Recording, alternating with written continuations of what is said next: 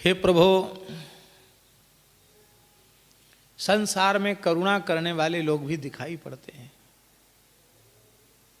इनके हृदय में करुणा है, दया है, पर उनकी करुणा सकारण होती है, अकारण नहीं होती है। उनकी करुणा का कोई न कोई कारण जरूर होता है।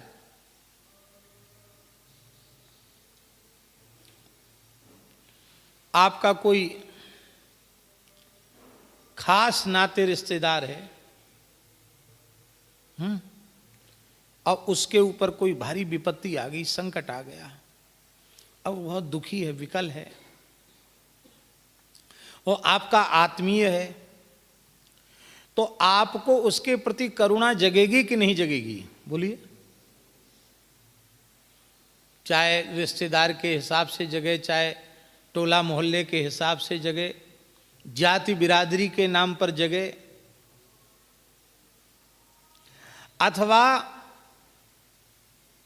पहले उसी व्यक्ति के द्वारा उस व्यक्ति का कोई विशेष हित हुआ था तो उस उपकार का बदला वो चुकाना चाहता है, अथवा इस भाव से, अथवा उस व्यक्ति से भविष्य में होने वाले स्वार्थ का चिंतन लगा हुआ है कि ये व्यक्ति इस समय तो संकट में है लेकिन है बहुत अच्छा आदमी, आगे यदि इस परिस्थिति में हमने इसकी सहायता कर दी तो आगे चलकर यह हमारे लिए बड़ा उपयोगी सिद्ध होगा। तो भविष्य का कोई अपने स्वार्थ का, अपने हित का विचार करके भी, लाभ का विचार करके भी लोगों के मन में दया, करुणा, कृपा का भाव जग जाता है। ये कृपा, करुणा, दया है तो अच्छी, पर ये सहेतुक है। कैसी है? ये सकारण है, ये अकारण नहीं है।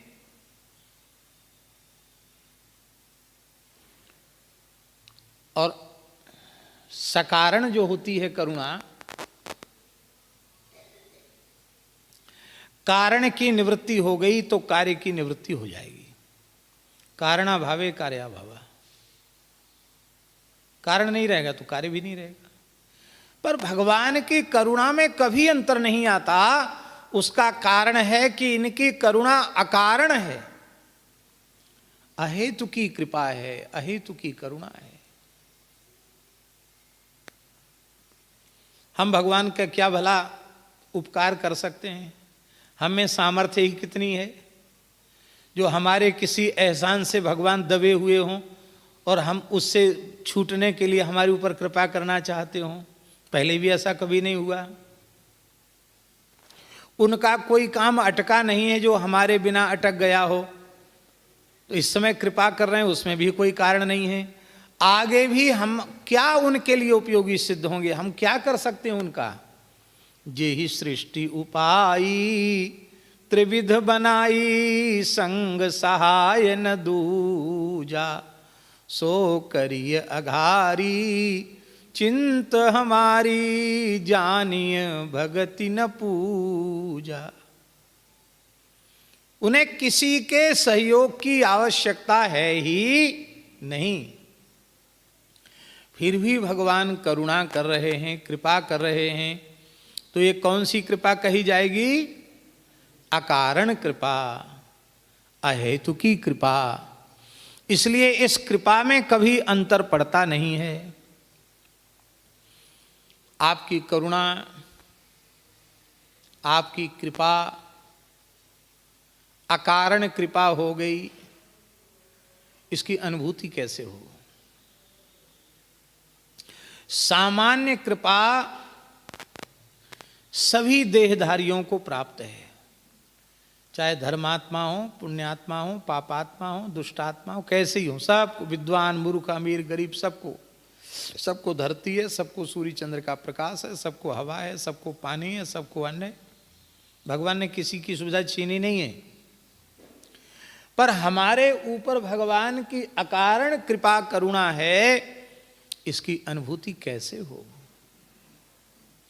यदि जीवन में कोई विशुद्ध अंतःकरण के प्रेमी अनुरागी संत मिल जाएं और उनका पवित्र दिव्य सत्संग मिल जाए तो ये समझ लेना कि भगवान की अहेतु की कृपा करुणा हमारे ऊपर हो चुकी है। ऐसी करुणा न होती तो हमें सत्संग मिलता ही क्यों? भगवान ने हमारे कल्याण का संकल्प कर लिया है। अब आवश्यकता है भगवान के संकल्प के समादर की। ध्यान में आई बात? भगवान की कृपा में तो कसर नहीं है। कहां संसार में नरक में पड़े थे, भगवान ने कहां लाकर रख दिया। भगवान की कृपा में तो अंतर नहीं है, पर अपनी कृपा भी चाहिए, आत्म कृपा चाहिए। इसी को गीता में भगवान कहते हैं, आत्मैव हि आत्मनो बंधु आत्मैव रिपुरात्मनः। यदि हम अपने आप को भगवान की ओर ले जा रहे हैं तो हम अपने आप के मित्र हैं, अपने पर कृपा कर रहे हैं। और यदि अपने आप को बुरी प्रवृत्तियों की ओर ले जा रहे हैं तो हम अपने आप के शत्रु हैं, हम अपना ही अनिष्ट कर रहे हैं।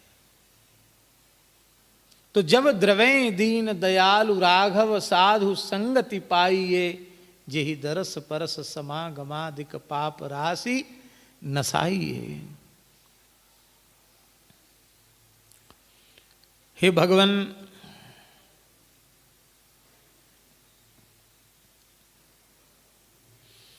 संतों के माध्यम से ही आपकी कृपा जीवों को प्राप्त होती है।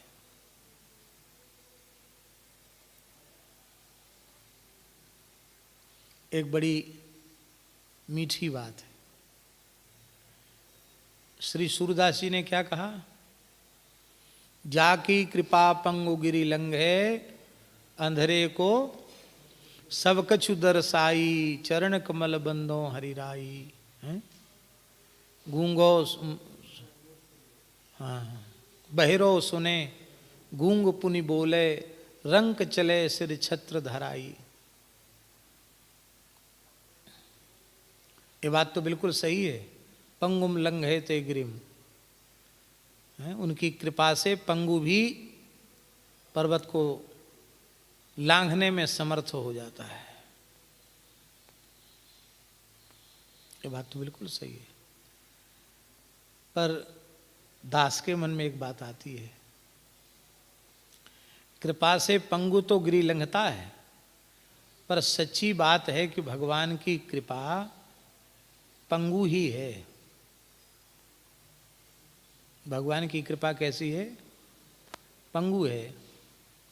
अन्यथा भाव मत ले लेना, हाँ, कि पंगु का मतलब हम कृपा को कमजोर बता रहे हैं, ऐसा नहीं समझना।